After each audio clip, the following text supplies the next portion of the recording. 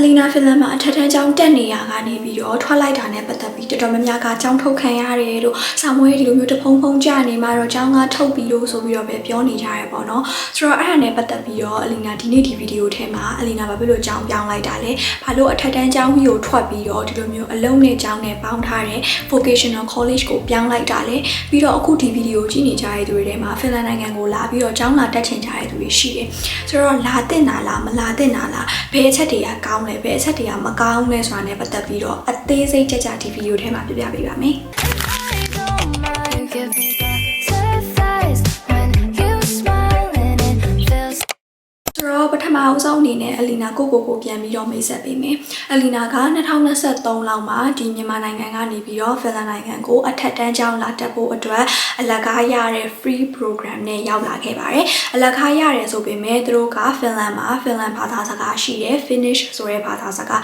အဲ့ဒီဘာသာစကားကိုကိုကတက်ရမယ်။ပြီးသူတို့သတ်မှတ်ထားတဲ့ B1.1 level ရပြီးစာမွေးတွေအောင်ပြီး interview တွေအောင်ပြီးဆိုလို့ရှိရင်ဒီကိုအထက်တန်းကိုအလကားနဲ့ကျောင်းလာတက်ခွင့်ရှိပါတယ်။ဆိုတော့အဲ့လို program ကို Alina join လိုက်ပြီးတော့ဒီ Finland ကိုရောက်လာခဲ့ရပေါ့နော်အစားကတော့ Alina စီမှာဘာကရည်ရွယ်ချက်လဲလို့မေးလို့ရှိရင်တော့ Alina ကမြန်မာနိုင်ငံမှာဆိုတော့တော်တော်များများကစရအောင်မဟုတ်ရင် engineer ပဲအဲ့ဒီခေတ်ကအဲ့တော့ Alina ကတော့ engineer ပဲလုပ်မယ်ပေါ့တကယ်တမ်းကိုဝါသနာပါလာမေးပုံဆွဲတာတော့ဝါသနာမပါဘူးဆရာဝန်ဆိုရင်လည်းလုံးဝမဖြစ်တာလို့ဒါ engineer အောင်ရွေးလိုက်တာပေါ့နော်ဆိုတော့အဲ့လိုပုံစံမျိုးနဲ့ငါလုပ်မယ်ပြီးလို့ရှိရင်ကျောင်းတက်မယ်ပြီး university တက်မယ်ပြီးတော့မှဒါအလုပ်ဝင်မယ်ပေါ့အဲ့လိုပုံစံမျိုးနဲ့ပဲတွက်လာတယ်လုံးဝစာပဲတည်တည်တခြားလုပ်မယ်ဆိုရဲစိတ်နဲ့ပဲ Alina အကြောင်းတက်လာခဲ့တယ်ပေါ့နော်ဒါပေမဲ့လည်းဒီ Finland ကိုရောက်ပြီးတော့6လ9လလောက်အကြာမှာပဲ Alina ဒီနိုင်ငံခြား brand တွေနဲ့အလုပ်လုပ်လို့ရတဲ့ influencer အလုပ်ကိုသွားတွေ့ပါတယ်။ဒါကတော့မြန်မာနိုင်ငံမှာတည်းက Alina က side hustle အနေနဲ့လုပ်နေကြ။မြန်မာနိုင်ငံမှာတည်းကတချို့ site တွေဆိုရင် trial hall တွေတွားရိုက်တယ်ပြီး Alina အကြော်ညာလေးရိုက်ခဲ့တာမျိုးတွေရှိတယ်ပေါ့နော်။ဆိုတော့အကိုကအဲ့ဒီပိုးကရှိနေတာဖြစ်တဲ့အတွက်အရန်လဲဝါသနာပါတာဖြစ်တဲ့အတွက် Finland ရောက်တော့လည်းမပြတ်ဘူး vlog တွေရိုက်တယ် video တွေရိုက်တယ်အဲ့လိုမျိုးတွေလုပ်နေရင်းနဲ့မှာအဲ့ဒီ opportunities တွေကိုတွားတွေ့တဲ့အချိန်မှာစိတ်ဝင်စားပြီးတော့ကိုကဒီ line ကိုစမ်းကြည့်မယ်ဆိုပြီးစမ်းကြည့်ခဲ့တာအဲ့လိုမျိုးနဲ့ Alina 2024 8လပိုင်းလောက်ကစမယ်ထင်တယ်ပို့ပြီးတော့ Alina ရဲ့ income ကတိတိကျကျကြီးပြောင်းလဲသွားတယ်တကယ်တမ်းလည်း brand တွေကကိုကို appreciate တွေလုပ်တယ်အဲ့တော့သူတို့နဲ့ communicate လုပ်ပြီးတော့ Alina နောက်ပိုင်း collaboration တွေကိုတစ်ခေါက်နှစ်ခေါက်ပဲမဟုတ်ဘဲနဲ့အမှပေါ့စပြီးတော့2လ3လလောက်ပေါ့နော်လက်တွဲပြီးတော့နည်းနည်းပို့ပြီးတော့ share တဲ့ collaboration တွေလက်ခံဖြစ်လာတယ်ဆိုတော့အဲ့လိုပုံစံတွေလုပ်နေရင်းနဲ့မှာ Alina ရဲ့ life ကတဖြည်းဖြည်းနဲ့ပြောင်းလဲလာတယ်ပေါ့နော်မိဘတွေကိုပါထောက်ပံ့ပေးနိုင်တာတို့ပြီးတဲ့အခါကျတော့ဒီလိုမျိုးခရီးတွေလိုက်ပို့ပေးနိုင်တာတွေကိုဘက်ကလည်းကိုဒီဘက်မှာ Finland ကနေပြီးတော့ဒီနေစရိတ်တွေစားစရိတ်တွေအသုံးစရိတ်တွေကိုယ့်နဲ့ကိုပဲရှာလိုက်တာရတယ်ပေါ့နော်ဒါတွေပြောနေတယ်ဆိုတာကကြွားကျင်လို့မဟုတ်ဘူးဒါပေမဲ့ Alina ဒီဟာတွေပြောပြမှဒါဆက်ဆက်မှုရှိပြီးတော့အဆင်ပြေမှာမို့လို့ Alina ပြောပြနေတာပေါ့နော်ဆိုတော့အဲ့လိုပုံစံမျိုးတွေနဲ့ဖြစ်လာတဲ့အချိန်မှာ Alina အနေနဲ့ကကြတော့ဘယ်လိုပြောင်းသွားလဲဆိုတော့ဒါဆိုလို့ရှိရင်ဒီအလုပ်ကငါနဲ့တော်တော်လေးအဆင်ပြေတယ်ကြိုက်လဲကြိုက်ညီတယ်ကိုလည်းဒီအလုပ်ကိုလုပ်နေရရင်ပျော်တာဖြစ်တဲ့အတွက်ငါဒီအလုပ်ကိုပဲဆက်လုပ်မယ်ဆိုပြီးတော့ decision ချလိုက်တာပါအမှန်တိုင်းပြောမယ်ဆိုလို့ရှိရင်လေ Alina ဒီအလုပ်ကိုအရန်အထင်သေးခဲ့တာဘယ်လောက်ထိလဲဆိုလို့ရှိရင် Alina ဆက်လုပ်နေခြင်းအလို6လလောက်အတွင်းမှာတွက်လိုက်တာငါဒီလုပ်လဲဒါကိုဒီတိုင်းပဲတက်ပေါ့နော်အပိုအဝင်ငွေတစ်ခုရအောင်ပဲလုပ်မယ်ပြီးလို့ရှိရင်ငါဘွဲရအောင်ယူမယ်ပြီးလို့ရှိရင် engineer လုပ်မယ်ဒီလိုပဲတွက်ထားတာဒါမှမဟုတ် engineer မဟုတ်လည်းတစ်ခုခုလုပ်မယ်ဒါပေမဲ့လုံးဝဒီဟာကြီးကိုတော့ကိုယ့်ရဲ့လုံးဝ main ပေါ့နော် career တစ်ခုအနေနဲ့မလုပ်နိုင်ဘူးဆိုပြီးတွက်ပြီးတော့အရန်အထင်သေးခဲ့တာပတ်စံနဲ့အဲ့လောက်ရမှာမဟုတ်ဘူးဆိုပြီးတော့ဒါပေမဲ့လုပ်နေရင်လေးလာနေရင်သိလိုက်ရတာကိုလုံနိုင်တယ်လို့ဒီလိုမျိုး online ကလုပ်ငန်းတွေကပတ်စံအရန်ရပါတယ်ဆိုတော့ကိုလည်းတကယ်တမ်းလုပ်နေရင်လည်းမှာလက်တွေ့မြင်လိုက်ရတဲ့အချိန်မှာလုံးဝပြောင်းပြစ်လိုက်ပြီးတော့ဘာမှပြစ်စရာအကြောင်းမရှိဘူးဒီ influencer လုပ်နေလို့ရှိရင်လည်း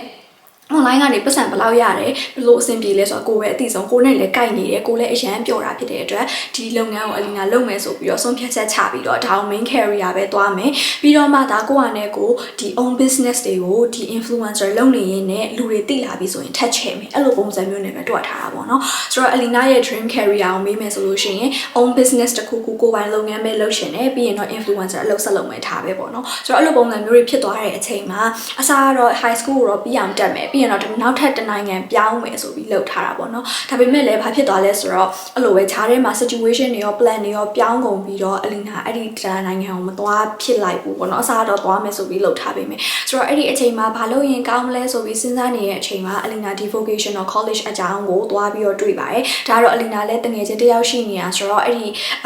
တကယ်အမားတယောက်ပေါ့နော်အမားကလည်းပြောနေတာတွေသူလည်းတက်နေရတယ်နဲ့ပတ်သက်ပြီးတော့ဆိုတော့အလီနာလည်းစုံစမ်းကြည့်နေရင်းနဲ့မှာငါစမ်းကြည့်ရင်ကောင်းမလားပေါ့ဘာဖြစ်လို့လဲဆိုလို့ရှိရင်လေဒီဖင်လန်နိုင်ငံမှာကအထက်တန်းကျောင်းနဲ့ကျောင်းလာတက်မယ်ဆိုလို့ရှိရင်နယ်မြို့တေးသေးလေးတွေမှာနေရတာဖြစ်ပါတယ်လူကလည်းအရန်မများဘူးမြို့ကလည်းသေးတယ်ပြီးရင်တနေကုန်တနေကန်ဥပမာအပြင်ထွက်ပြီဆိုလို့ရှိရင်တော့ကိုထွက်နေရင်ကိုတယောက်တည်းပဲရှိမယ်ဘယ်သူမှမမြင်ရဘူးအဲ့လိုပုံစံမျိုးတွေအနေနဲ့နေတာဖြစ်တဲ့အတွက်အလီနာအနေနဲ့ဆိုလို့ရှိရင်လည်းတော်တော်လေးအဆင်မပြေတဲ့နေရာမှာပါတယ်ဘာလို့လဲဆိုတော့ကိုကဥပမာတစ်ခုခုထားလို့ချင်တယ်ထားလို့လိုက်မယ်ဆိုလို့ရှိရင်ရလားဆိုမလုံးဝမရပါဘူးဆိုတော့အချိန်တွေအရန်ကုန်နေတယ်လို့လည်းခံစားရတယ်ပြီးတော့အလီနာအနေနဲ့ကဆုံးဖြတ်ချက်ချလိုက်တာကလည်းဒီလိုမျိုး engineer ဘက်လုံးဝစာနဲ့ပတ်သက်ပြီးတော့လုံးဝ degree ကောင်းမှအမှတ်ကောင်းမှ grade ကောင်းမှသွားလို့ရမယ့်နေရာမျိုးတွေရမှဖြစ်မဲ့အချိန်မျိုးတွေမဟုတ်တော့ဘူးဆိုတော့အဲ့ဆိုရင်တော့ငါဒီမှာနေလို့မဖြစ်ဘူးပေါ့နော်အဲ့လိုပုံစံမျိုးနဲ့လည်းတွေးလိုက်တာတခုပြီးလို့ရှိရင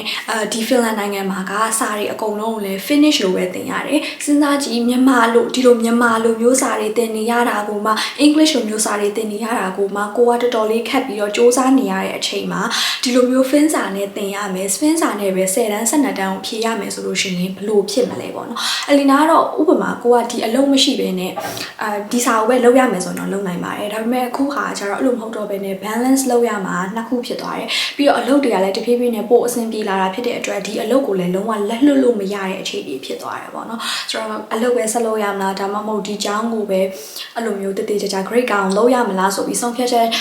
ချရမယ့်အချိန်ရောက်လာတဲ့အချိန်မှာအရင်တော့ဆိုတော့ညာလက်မခံနိုင်ဘူး grade လည်းကောင်းရမယ်အလုပ်လည်းလုပ်ရမယ်ဒါပေမဲ့ဘလို့မှမလုပ်နိုင်ဘူးအဲ့လောက်ကြီးထီပေါ့နော်နှစ်ဖက်လုံးမှာကောင်းနေဖို့ဆိုအရန်ခက်ပါတယ်ဆိုတော့ကိုဘာပဲဖြစ်တစ်ခုတော့ short ချရမယ်ပေါ့နော်အဲ့ဒါနဲ့စာပေနှစ်ပိုင်းနဲ့ပတ်သက်ပြီးအလီနာစာလုပ်တာတွေနဲ့ short ရဲဥပမာစာလုပ်မယ်ဆိုလို့ရှိရင်နားလည်အောင်ဖတ်တယ်ကိုနားလည်ပြီးနားလည်ပြီးဆိုရင် assignment လုပ်လိုက်တယ်ပြီးရင်ထားပဲအလီနာထပ်မလုပ်ဖြစ်တော့အဲ့လိုပုံစံမျိုးတွေပဲအလီနာ run လာပြီးတော့စာတွေလုပ်လာတာပေါ့နော်ဒါပေမဲ့စာမွေးနားနီးပြီဆိုရင်တော့အဲ့စာတွေကိုတော့တတိတခြားအချိန်ပေးပြီးတော့တစ်ပတ်လောက်မှကတ်ပြီးတော့လုပ်လိုက်တယ်အဲ့လိုပဲသွားလာတာပါဒါပေမဲ့နောက်ပိုင်းမှာကအဲ့လိုမျိုးတွေတွားနေတဲ့ရွေးအလီနာအခုဆိုရင်နောက်ဆုံးနှစ်ရောက်လာပြီပေါ့နော် high school နောက်ဆုံးနှစ် high school နောက်ဆုံးနှစ်ပြီးလို့ရှိရင်စာမွေးဖြေရပါတယ်စာမွေးဖြေတဲ့အချိန်မှာ10တန်း12တန်းကိုလုံးဝပေါ့နော်တော်တော်လေးလက်ခတ်တယ်ဖြေတဲ့သူတွေတော်တော်များများကလည်းပြန်ကြားရတာဆိုလို့ရှိရင်စာမွေးဟာဖြေဖို့အချိန်ကတစ်နှစ်လောက်ဒါမှမဟုတ်တစ်နှစ်ခွဲလောက်ပို့ပြီးယူကြတာများတယ်ဆိုတော့အဲ့လိုပုံစံမျိုးတွေဆိုလို့ရှိရင်စာမွေးဖြေပြီးမှနဲ့ပြင်ဆင်ချိန်ယူမှနဲ့ပြီးရင်ကျောင်းနေရှောက်မှနဲ့ဘာညာလဲဆို2နှစ်လောက်ကအနည်းဆုံးပဲဆိုတော့အဲ့2နှစ်လောက်ကိုအလီနာဒီနယ်မြို့ထဲမှာပဲဒီလိုမျိုးတောမြို့ထဲမှာပဲအလီနာပုံအပ်လိုက်မယ်ဆိုအလီနာအချိန်ကြီးအရင်နှမျောဖို့ကောင်းတယ်ဘာလို့လဲဆိုတော့ကိုကဒီရလာတဲ့ grade တွေနဲ့အလုပ်လုပ်မှာမဟုတ်ဘူးလေကိုဟာနဲ့ကိုကအခုအလုပ်စလုပ်မယ်ဆိုရင်တော့အဆင်ပြေနေတဲ့အချိန်ဖြစ်တဲ့အတွက်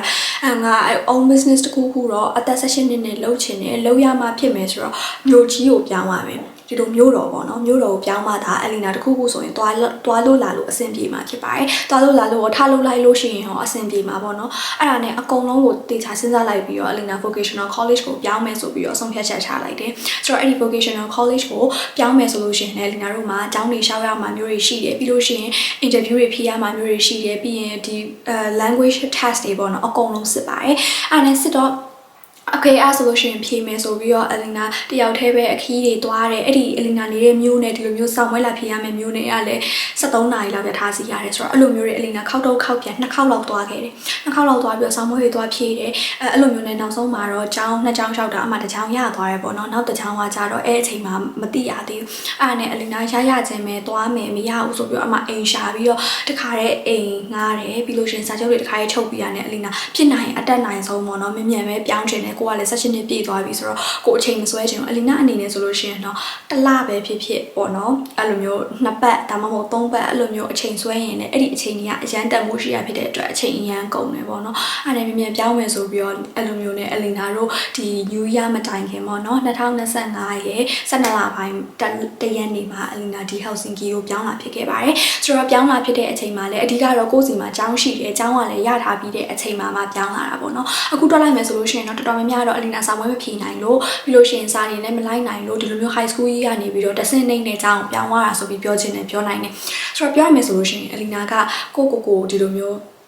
မြင်ပြီးပြောရတာမဟုတ်ဒါပေမဲ့ကိုလုတ်ရင်တော့ကိုရတယ်ဆိုတာသိတယ်ဒါပေမဲ့အလီနာအနေနဲ့ကအလုပ်ရဲ့အကြောင်းရဲ့ရွေးချယ်စရာအဲ့လိုမျိုးခြားထဲမှာနှစ်ခုလုံး balance လုပ်ရမှာဖြစ်တဲ့အတွက်စာရေးကိုပဲမလုပ်နိုင်ဥပမာအဲ့ဒီစာနေရာမှာ English လိုမျိုးသင်တယ်ဆိုရင်တော့အလီနာအနေနဲ့နှစ်ခုလုံး balance လုပ်နိုင်တယ်ဒါပေမဲ့အခုဟာ finish လို့ဖြစ်သွားတဲ့အချိန်မှာကိုနဲ့လုံးဝ same တဲ့ language တစ်ခုကြီးကိုတကူးတကကြီးစာရေးကိုကြက်ရမယ်ပြီးရင်လည်းဘာဖြစ်မလဲဆိုလို့ရှိရင်အဲ့ဒီစာကိုလုပ်မယ်ဆိုလို့ရှိရင်အခုကြက်တယ်ပြီးလို့ရှိရင်နောက်တစ်ပတ်အနေနဲ့ပြန်ပြီးလိုက်မသိတော့အဲ့ဒီစာမေ့သွားတယ်အဲ့လိုမျိုးတပွဲထိုးတွေနဲ့ပဲကြက်ပြီးတော့အဲ့လိုမျိုးဆောင်းပွဲတွေဆိုလဲအောင်လာတယ်လို့ပဲပြောလို့ရတယ်တကယ်တမ်း fin စာကိုရလာဆိုမရဘူးဒါပေမဲ့နားလည်လားဆိုလို့ရှိရင် English လိုမျိုးဒါမှမဟုတ်ကိုယ့်ဘာသာကိုနားလည်တယ်ဒီဟာဘာပြောချင်လဲဘလို့ဖြေရမလဲဆိုတာသိတယ်ဒါပေမဲ့ fin လို့ဖြေတတ်လာလို့လုံးဝမဖြေတတ်ပါဘူးပြီးလို့ရှိရင်လည်းအလီနာမိဘတွေကိုအလီနာပြောပြရလဲမိဘတွေကတော့အလီနာကိုဒီလုပ်ငန်းကတော်တော်လေးအဆင်ပြေနေတာဖြစ်တဲ့အတွက်အလုပ်ကိုလည်းလုံးဝလက်မလွတ်စေချင်ဘူးဒါပေမဲ့အလီနာအနေနဲ့ဆိုလို့ရှိရင်လည်းဘွဲကတော့ရကိုရမယ် degree တခုရကိုရမယ်ဆိုတာတော့ကိုယ့်အနေကိုသတ်မှတ်ထားပြီးသားဆိုတဲ့အချိန်မှာအဲ့လိုမျိုးဆိုတော့ဘယ်လိုလုပ်ရင်ကောင်းမလဲဆိုပြီးစဉ်းစားနေနေဒီ vocational college ကိုပဲနောက်ဆုံးရွေးချယ်ဖြစ်သွားတာပါ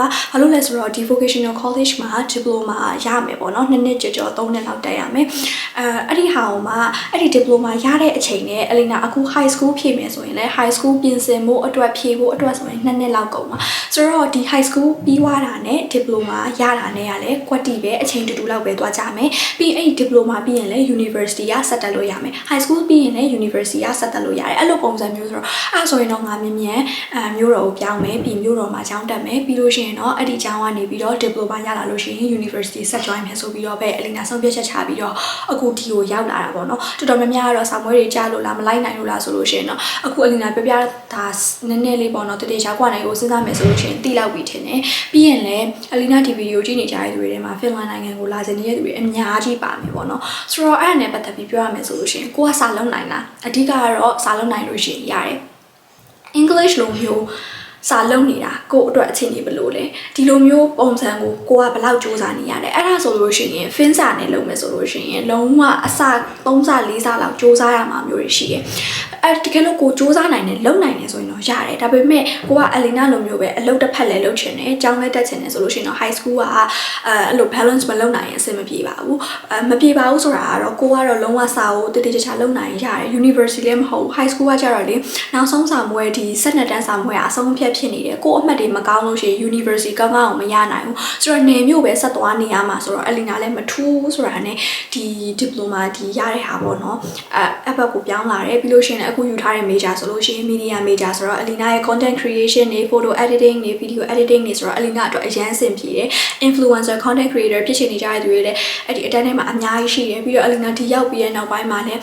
းလုပ်ငန်းရှင်တွေနဲ့လည်းအဆက်အသွယ်တွေရလာတယ်ပြီးတဲ့အချိန်မှာဒီလုပ်ငန်းကလည်းအလီနာကိုပိုင် agency လည်းဖွင့်နိုင်သွားတာဖြစ်တဲ့အတွက်ပို့ပြီး community ကကျယ်သွားတယ်လို့ခံစားရတယ်အလီနာတော့အခုမှပြောင်းလာ2လလောက်ပဲရှိသေးတယ်ဆိုပေမဲ့တကယ်တော့ worth it ဖြစ်တယ်လို့ခံစားရတယ်ဒီ2လအတွင်းမှာလည်းတိတိကျကျကြီးအများကြီးပြောင်းလဲလာတယ်ပေါ့နော်တခုခုလုပ်ချင်အပြင်ထွက်ပြီးတော့ဘတ်စကားလေးစီးလိုက်တာနဲ့ရထားလေးစီးလိုက်တာနဲ့ရောက်သွားပြီဒါပေမဲ့ဟိုမှာဆိုလို့ရှိရင်အပြင်ထွက်လိုက်လို့ရှိရင်ဘယ်သူမှလည်းမရှိဘူးဘာမှလည်းမရှိဘူး market တွေဆိုရင်2ခု3ခုလောက်ပဲရှိပြီးတော့ကိုယ့်အိမ်မဲ့ကိုပြန်လာရတဲ့အခြေအနေပေါ့နော်ဆိုတော့အဲ့လိုမျိုးရင်းနဲ့အလီနာထည့်တွက်လိုက်ပြီးတော့အခုဆိုလို့ရှိရင်တော့ဒီ vocational college ကိုတက်နေပြီပြီးတော့အလီနာဒီ2028လောက်မှာတော့diploma ရမယ်ပေါ့နော်ပြီးလို့ရှိရင်တော့အလီနာဒီ university ကိုဖင်လန်မှာပဲဆက်တက်ချင်တယ်ဆက်တက်မယ်ဒါမှမဟုတ်အလီနာတခြားနိုင်ငံပြောင်းချင်တယ်ပြောင်းမယ်အဓိကတော့ကိုစီမာကပတ်စံပဲပေါ့နော်ကိုကအဆင်ပြေတယ်ကိုပြောင်းချင်တယ်ဆိုလို့ရှိရင် income ရှိနေတာဖြစ်တဲ့အတွက်အလီနာမိဘတွေကိုလည်းတောင်းဆိုစရာမလိုဘူးပြီးလို့ရှိရင်ကိုကနဲ့ကိုဆုံးဖြတ်ပြီးလုပ်လို့ရရဖြစ်တဲ့အတွက်အလီနာရဲ့ situation တွေအခြေအနေတွေပုံမူတည်ပြီးတော့နောက်ပိုင်းဘာဖြစ်မလဲဆိုတာတော့မပြောနိုင်သေးပါဘူးဒါပေမဲ့တေချာတခုကတော့အလီနာဒီဖင်လန်မှာတော့အခြေမချဘူးပေါ့နော်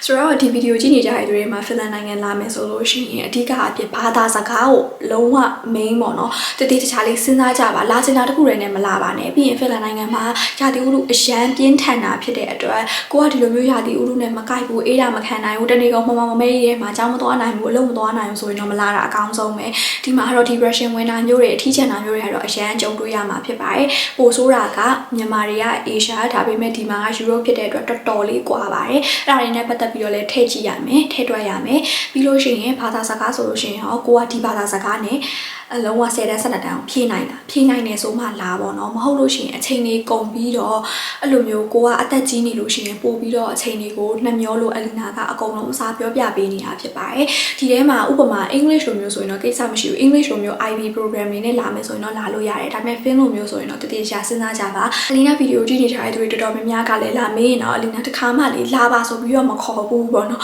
တတိယရှာစဉ်းစားအောင်စာအရင်လုံးရမှာနော်ဒီဘာသာစကားရလို့လားအမြဲတမ်းပြန်မေးပြီးပြောလိုက်တာပဲများတယ်အလီနာဘသူ့ကိုမှလေလာတက်ပါဆိုပြီးမခေါ်ပါဘူးအခုဒီ video တွေရိုက်တယ် vlog တွေရိုက်တယ်ဆိုလို့ရှိရင်တော့မှကိုယ့်ရဲ့ lifestyle တွေကိုချပြတယ်ကိုယ့်ရဲ့ experience တွေကိုပြောပြတယ်တခါမှအလီနာ Finland ကိုလာပါဆိုပြီးတော့အကုန်လုံးမခေါ်ဘူးပေါ့နော်နားလိုမျိုးမဖြစ်အောင်ပေါ့နော်ဒါပေမဲ့အလီနာကကျတော့အသက်ငယ်ငယ်လေးနဲ့ရောက်လာတော့ကိစ္စမရှိဘူးအချိန်ကုန်တယ်လို့ပြောလို့မရဘူးအလီနာသွားတဲ့ဒီအသက်အရွယ်အလိုက်ကတော့အဆင်ပြေတယ်ပေါ့နော်အဝင်ခွင့်ချဖြစ်တယ်ဒါပေမဲ့အခုလာမဲ့သူတွေကလည်းအဲ့လိုကိုအသက်ကြီးနေတာပဲဖြစ်ဖြစ်အဲ့လိုမျိုးမှာ high school နဲ့လာပြီးတော့ဆောင်းဝဲမဖြေနိုင်တော့နောက်တစ်ခုပြန်တက်ရမယ်အစပြန်တက်ရမယ်ဆိုအချိန်ကြီးအရန်နှမျောစရာကောင်းတယ်ပေါ့နော်ဆိုတော့အဲ့ဒါနဲ့ပတ်သက်ပြီးတော့တတိချာလေး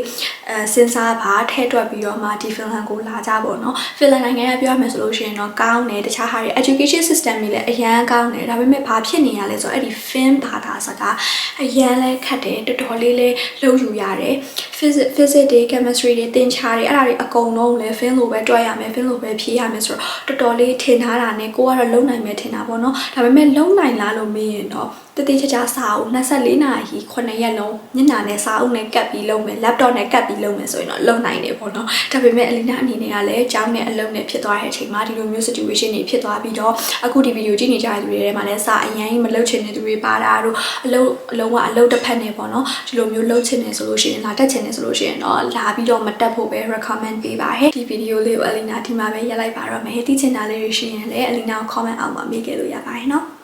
bye